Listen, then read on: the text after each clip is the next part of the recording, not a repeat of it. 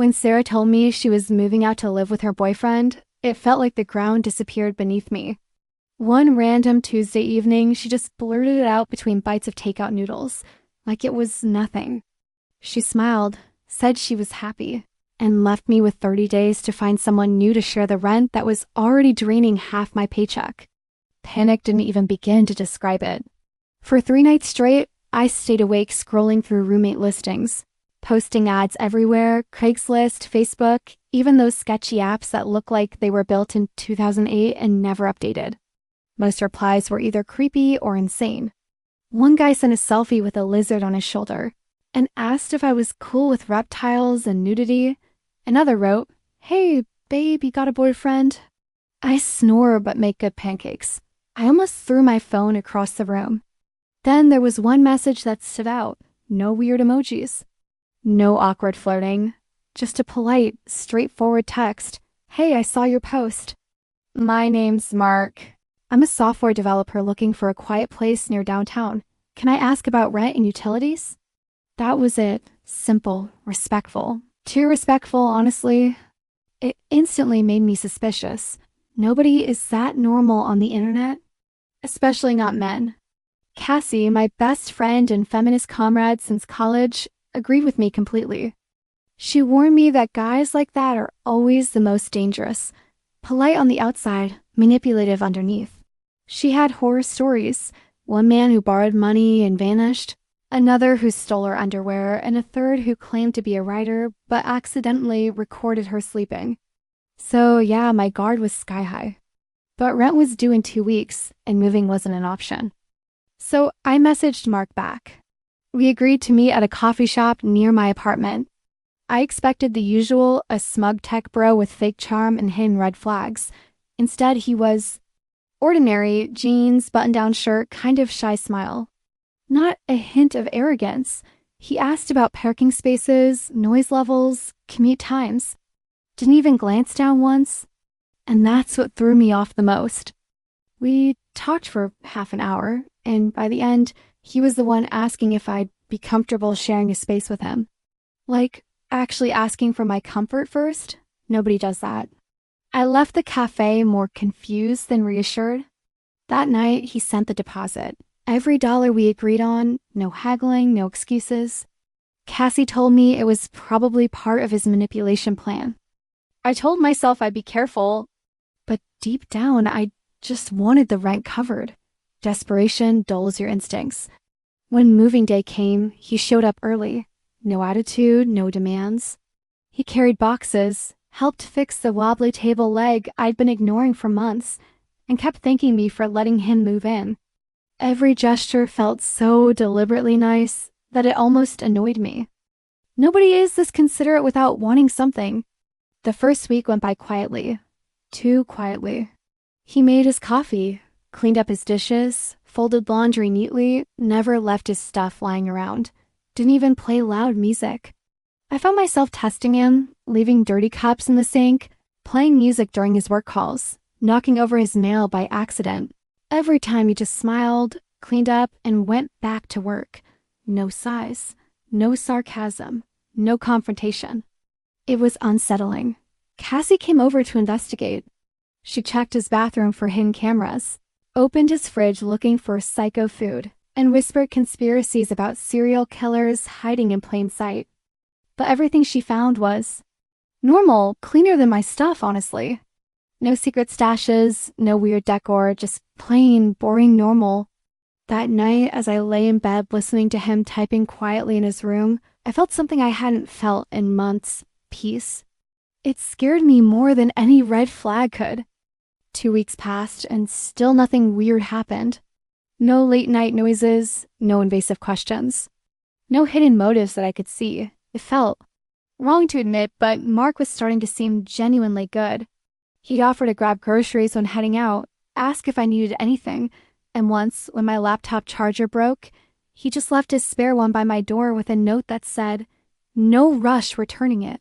I stared at it for 5 minutes straight, trying to decode the hidden message. There wasn't one. It was just kindness. Plain, undiluted kindness.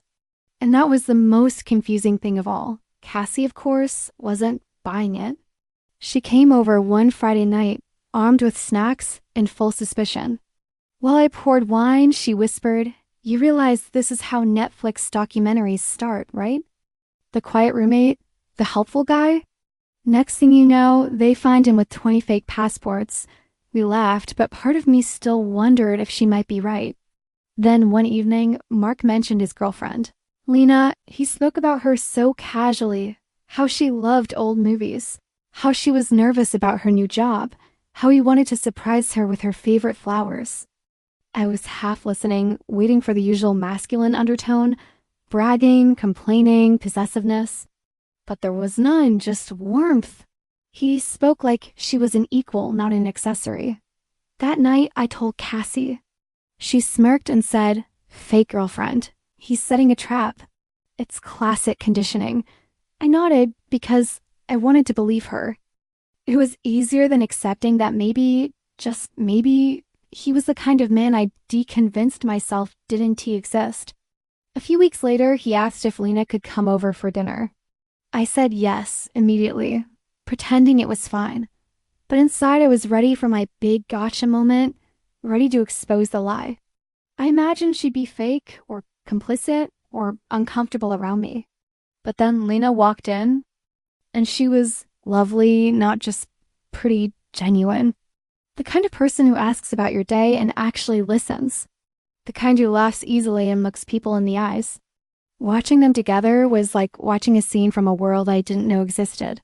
They cooked dinner side by side, teasing each other over burnt onions, sharing quiet glances, moving around each other effortlessly. He asked her opinion before making every little decision.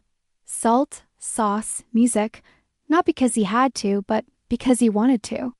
And when she joked about him being bad at multitasking, he laughed instead of taking offense.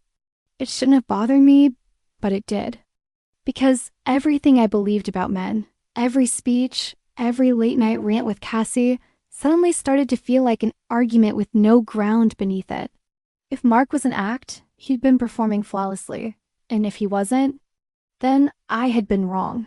About men, about relationships, about the world. Later that night, after Lena left, I heard Mark humming softly while washing dishes. He didn't know I was listening, but the sound carried down the hall, calm, peaceful, content. And something inside me shifted. For the first time, I wasn't scared of him. I was scared of myself, of how long I'd been looking for monsters where there might not have been any. The next week, I invited an old college friend, Tom, over.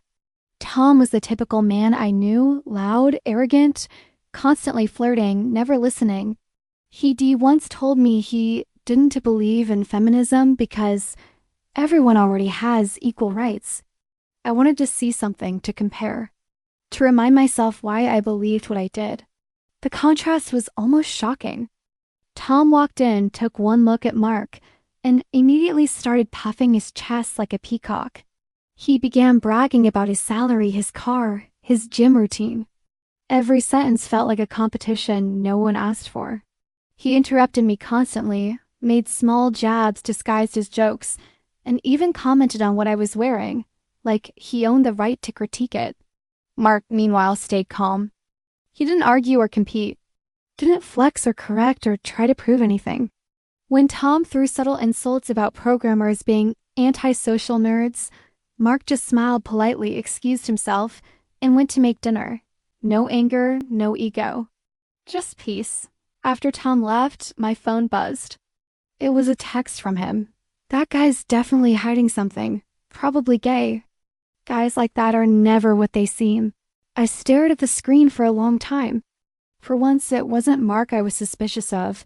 It was Tom. His bitterness. His insecurity. His constant need to dominate every conversation. It was exhausting. And it hit me. That was the kind of man I'd been using as my standard all these years. Men like Tom had built my beliefs. And because of them, I'd started to believe all men were like that. But Mark didn't fit. He wasn't competing or performing. He was just living. Over the next few weeks, that realization started to bother me more than I wanted to admit. Every morning, I'd hear him making coffee, quietly humming, sometimes reading news out loud to himself. Every night, he'd wash dishes, tidy his workspace, water the plants by the window. No drama, no control. No entitlement. Cassie visited again. She did her usual investigation, opening cupboards, peeking into the fridge, pretending it was all a joke. When she didn't find anything strange, she muttered, "That's the problem. He's too normal." It's always the quiet ones, but that didn't sit right with me anymore. Because the truth was, I liked the quiet. I liked the peace. It felt safe. I started to question things I'd never questioned before. Had my feminism turned into fear? Had I stopped believing in equality and started believing in superiority? Was I pushing people away, not because they were toxic, but because I was terrified they might not be? One evening, Mark asked if he could talk. He looked nervous. Said he'd be spending more weekends visiting Lena, who had just gotten a new job in another city. He wanted to make sure I'd feel comfortable being alone in the apartment sometimes. That's it. No hidden meaning, no manipulation. He was asking for my comfort level. When he left that night, the silence felt different. Not empty, but reflective. Like I was hearing my own thoughts for the first time in years, and those thoughts whispered something uncomfortable. Maybe kindness doesn't need to be tested. Maybe trust isn't something you win. It's something you give, carefully, but willingly. And maybe, just maybe, not all men were the enemy. The next few weeks passed quietly. Mark moved out to live closer to his sister, leaving behind a small plant on the windowsill with a note. He said you never had time to care for something that grows. Maybe start with this. I stared at that note longer than I should have. For years, I fought every man who tried to tell me how to live, but Mark hadn't told me anything. He'd just shown me what peace looked like and left me the choice to create my own. Months later, I met David. He wasn't perfect. Confident but not arrogant. Curious but not invasive. He worked in marketing, volunteered on weekends, and had a laugh that filled every room. He listened. And more importantly, he understood silence. Our first date wasn't fancy, just coffee at a quiet cafe. When I told him about my past, my beliefs, and my regrets, he didn't argue, didn't defend his gender. He just said softly, "Maybe you are protecting yourself. You don't have to keep fighting when you're safe." That single line cracked something open inside me. Because I realized I wasn't just angry at men. I was angry at myself for trusting the wrong ones, for giving too much, for believing pain was proof of passion. Mark hadn't betrayed me. Tom hadn't changed. Cassie still whispered warnings in my ear. But I wasn't that woman anymore. I started therapy not to fix my trust issues, but to understand them. To separate fear from reality. To learn that equality isn't a battle, it's a bridge. One evening, as David and I walked past a park, I saw a man helping his daughter ride a bike. She kept falling, scraping her knees, crying. But every time he'd lift her, dust her off, and say, "You're doing great." And it reminded me of Mark. That quiet patience, that simple, uncheckable kindness. When we got home, I watered the small plant Mark had left. It had grown tall, steady, vibrant. And somehow, I finally understood, people don't change you by demanding your trust. They change you by showing you what trust feels like. That night, as I stood by the window, I whispered a thank you, not to David, not to Mark, not to anyone specific, just to the world, for sending me people who challenged my beliefs without trying to break me. Because love, in its purest form, isn't about proving someone wrong. It's about learning to be right together. And for the first time in years, I wasn't scared anymore. I was free.